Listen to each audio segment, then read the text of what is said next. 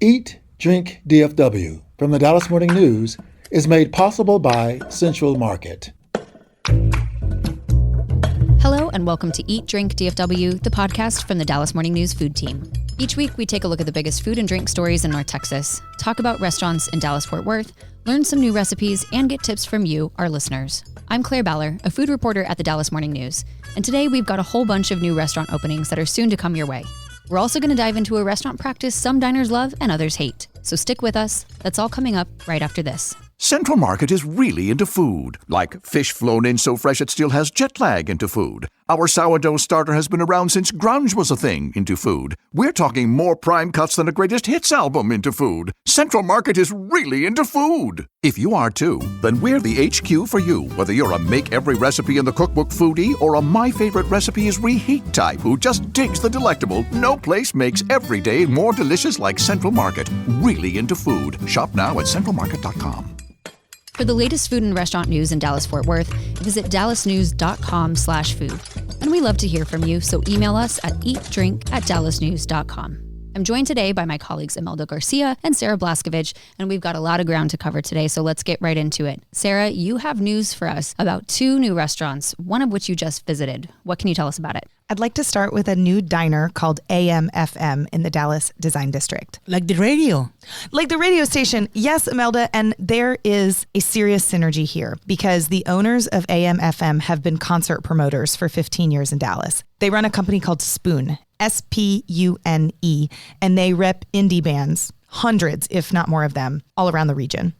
So they decided to take over the former Ferris Wheelers in the Design District, in part because there's a music venue in the back already. There's a big backyard with picnic tables and, as the name suggests, a Ferris wheel that does not operate but just lights up at night and makes the whole backyard concert venue feel very cool, kind of Austin, if you will.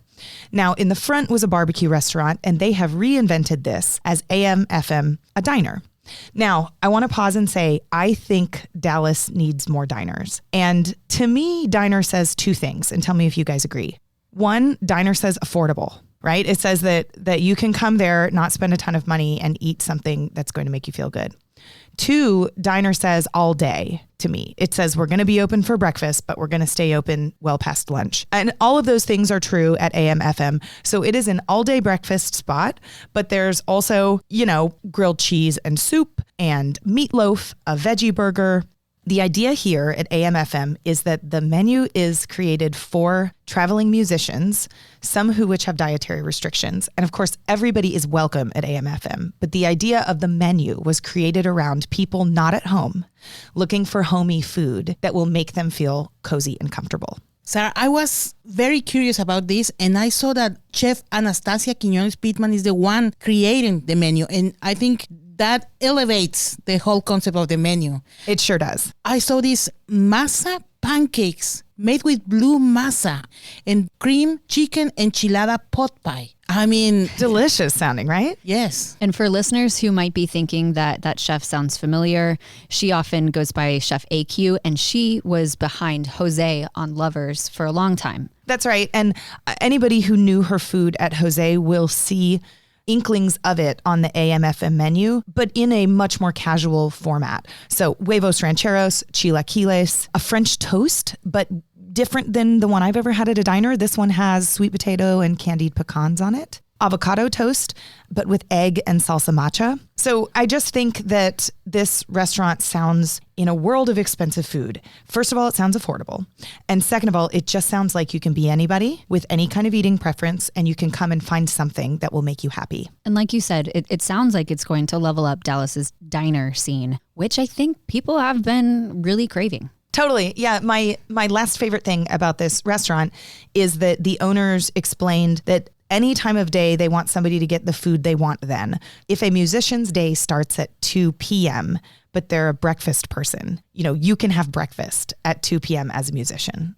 That just speaks to me. Like, have it your way, be who you are. Sarah, you also recently wrote about a new Mediterranean restaurant that's coming to the Design District later this year. What do you know about that one and the timing of it? Well, first, I know that if you're going to open a Mediterranean restaurant in Dallas, it should start with an A. We have Avra already. The one you just asked me about, Claire, is Abba. And another one coming to the Design District is Alara. So Avra, Abba, and Alara are on deck. And if you want to open another restaurant in this similar cuisine, I have 2 other examples, Babel and Corsair. So we got A, B, and C. And if you're going to name your restaurant something else, I think you should reconsider it.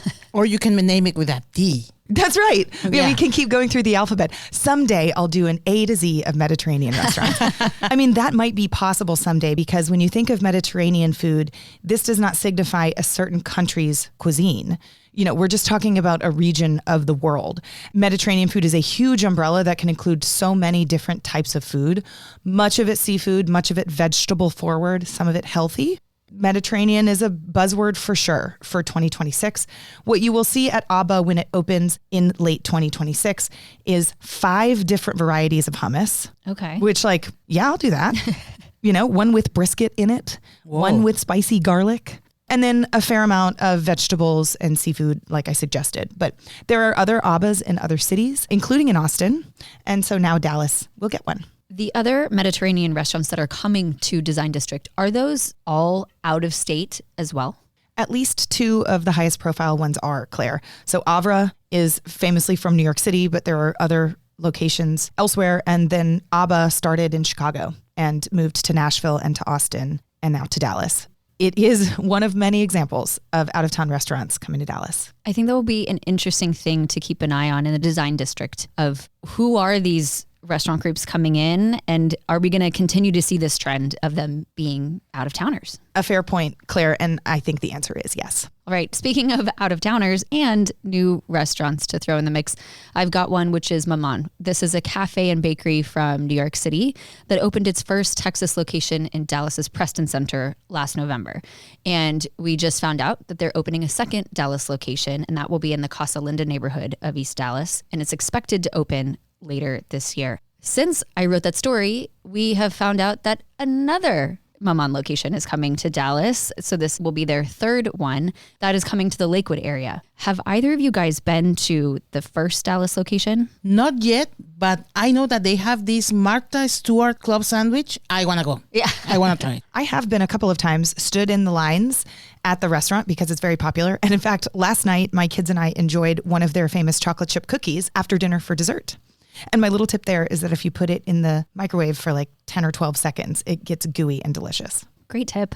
I have not been, but I've heard, Sarah, like you said, that there have been lines. And so I'm not surprised that they are adding, at least that we know of, 2 more locations here because it seems like there's interest. But the very fact that it's only been a few months since they opened their first Texas location here in Dallas, and now we know of at least 2 more that are coming. It seems like they are doing one of those moves that we've seen other out-of-town concepts do, which is this big ramp up of a whole bunch of locations probably soon to come. Sarah, we've seen this with a few other concepts pretty recently too. Yes, we have. And I'm always fascinated with how you grow a brand. Do you do one and see if it works?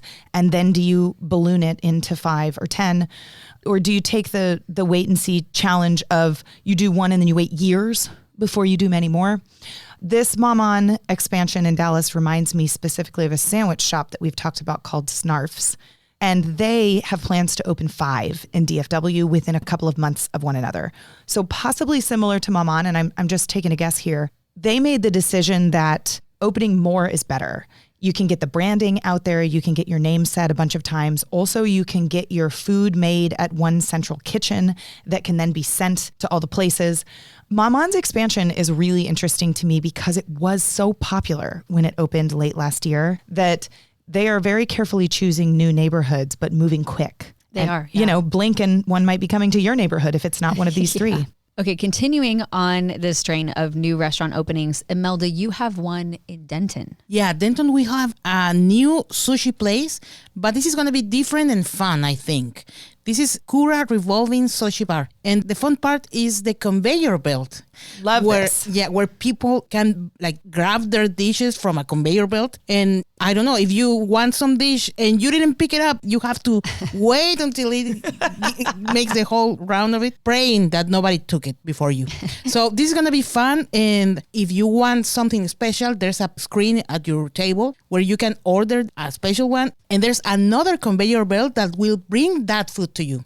And there's a robot, guys, a real robot that will deliver your drinks at your table. So this is going to be fun for all those anime fans. And if you have teenagers, this is a great to take them there. So I've taken my kids to one of these conveyor belt sushi places before, and we sat them near the conveyor belt so that they could carefully take the dishes off. And what I found was that I also really wanted to get to do that.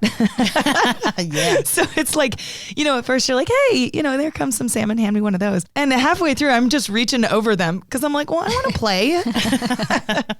It's kind of like one of the OG experiential dining concepts. Yeah. And this place is going to have prizes for you. So you put your plates in this plate spot to count how many dishes do you eat. And then after several dishes, it provides you with a prize. It can be like a rubber keychain or one of those charms, like anime charms. They are collectible. So even more fun, guys. Wait, so the more you eat, the more you get? That's correct. Okay. Okay. All right. So this place is going to be in Razor Ranch, this huge commercial development right on 35 and 380, and they will open this spring. Anyone who thinks this sounds familiar, there are lots of Kura sushis around DFW. I just looked it up, and we have them in Carrollton and Euless and Fort Worth and Frisco and beyond. So we're just getting yet another one in Denton. We're going to take a short break, and when we come back, we're getting into our thoughts on a restaurant practice that can be a little divisive amongst diners.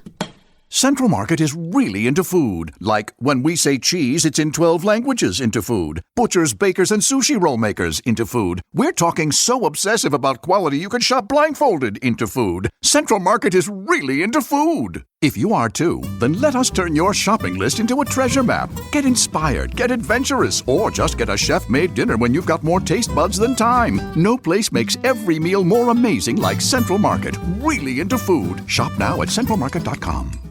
Welcome back. Before we get into it, we want to invite you to rate and review this podcast. It would mean a lot to us, and it helps other listeners find it. All right, Sarah, you brought up something a while ago. You asked us if we like it when restaurants make you order all your food before dinner begins. I'm going to start off by turning this on you. How do you feel about it? Yes. Okay. So let me explain the experience. You're sitting down, you're looking at the menu, and the server says to you, instead of ordering things one by one or just when, it tickles your fancy, we're going to get your entire order in advance. And then usually the server says something like, I'm going to course it out for you. This is often for nicer restaurants where if you or a group are ordering more than just a couple of things, they want to create an experience around it. So that's what we're talking about here. I bring this up because I was at dinner with 3 other people, so table of 4, and we had really wildly different reactions to this. So it kind of goes one of either way. One is, I'm treating you like children because I, the server, am going to decide how your meal is going to go, how quickly or not quickly you're going to get into and out of this restaurant. I'm in charge, so just let me do my job. That's feeling one. The second feeling is you're in a driverless car and I'm the server who's at the wheel, and I'm helpful and attentive, and I want to make this easy for you, and I want you to have the best culinary journey you possibly can. Now, both experiences, both cars are ending at the same place, which is you eating 6 to 9 courses of food that the server and the chefs have decided are coming in the correct order. But the experience of the people along that journey can be wildly different. And I can actually see both sides. So I'm curious, Imelda and Claire, do you fall into one of those camps, and which one? I haven't, but I think it's super interesting because you get to have less interaction with the waiter, right? Yes. Technically, they bring you each dish and then they set it down and say a whole bunch of words about what that pretty dish is, and then they walk away. I fall in the camp of being a fan of this. It's not something that I take issue with. To me, what it signals is that this is a restaurant that has its stuff together. Right. Yeah. And because the purpose behind it is so that the kitchen is appropriately paced so that everybody can have a good experience. And often you'll see this happen at restaurants that have dishes that take quite some time. Like at Rise, for example, the souffle restaurant that we recently talked about, they have to do it because some of their souffles can take a lot longer than others, and they need to know what you want to eat so that they can cook it and not have you wait forever. I also show up at restaurants pretty much knowing exactly the entirety of what I'm going to order when I arrive. Yeah. You've done your homework. I've done my homework. I keep room to be surprised and delighted if there's something I change my mind about or if there's a special I didn't know of. But generally, I've got my whole order ready to go mentally. Does this have to do with like expediting the experience so more diners are accommodated? That's a great question, Imelda. And I think the answer is maybe, but I don't think this is a mean-spirited tactic. This is really to make the culinary experience better for everybody. And I think many or possibly most diners really could use a little bit of a tour guide in order to know, how long we need and where we're going. My personal experience is I'm definitely not put off by it because I understand why we're doing it.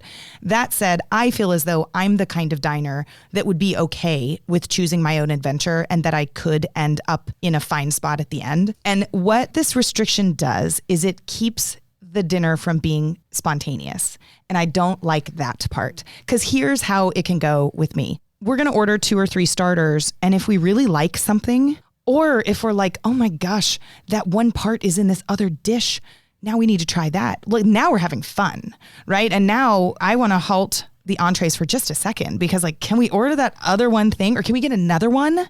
This is when I get really excited about food. And so that excitement does not happen because you've already chosen from the front to the back where you're going. And so I miss the ability to have that choice. But I'll also say that in order to be spontaneous, you also need to be flexible, right? You can't say, I want to tack on all this other stuff, but also I have to relieve my babysitter in 90 minutes. Or I'm going to tack on all this stuff, but that glass of wine that goes with the entree, well, now I need it quicker or now I need it later. And so I hope I'm a pretty understanding diner and I care a lot for the chefs in the restaurant and the servers. And you know what I mean? This is a whole enterprise that I have a lot of respect for. And so left up to my own devices, I would love to be able to order my own food and in the order that I want it. But I'm never I don't feel as though I'm being treated like a child. Some of my friends feel like they're being talked down to.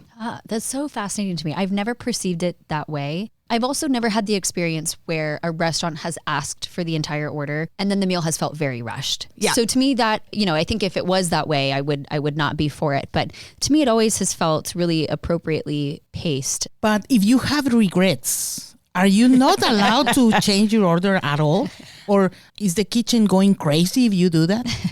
I mean, it's a great question. Can you change up your stuff? Yes, probably, but it feels as though you're not supposed to. In my experience, yes. I mean, restaurants above all else focus on hospitality. And so I think you're going to be hard pressed to find a place that is not going to give you the experience that you want. But I do think part of the intention behind this, I would guess, I'm sure you both have sat down with a group of people before and the server comes to ask after an appropriate amount of time what you guys would like to eat. And people are like, I don't know. We were just talking. Right. And imagine doing that over at least 3 courses. Yes. Right. And that can be quite a time suck for restaurants and also just kind of throw off the workflow in the kitchen. That's fair. And so I think generally what it's used for is a way to help them keep their timing in order, but still allow room for flexibility and spontaneity. I'll add just one more thing. When restaurants do this, I think the server's attitude is everything. The server who comes in and says, you're in great hands. I've tried everything here. I would love to make some recommendations. And then I'm going to make sure that this order of courses is just right so that you feel good and everything tastes right and it arrives hot and beautiful. When somebody gives you a pitch like that, you're thinking, oh, this sounds fun. So I think a lot of it is just in the attitude of the server. Such a good point. We want to hear from listeners what they think about all of this because we know that you guys have thoughts. So email us at eatdrink@dallasnews.com. And that's all the time we have for today. Be sure to visit dallasnews.com/food for all the latest food news. Special thanks to our producer, Julie Fisk. For the news, I'm Claire Baller. Thanks for listening, and we'll see you back here next week. Eat, Drink, DFW from the Dallas Morning News is made possible by Central Market.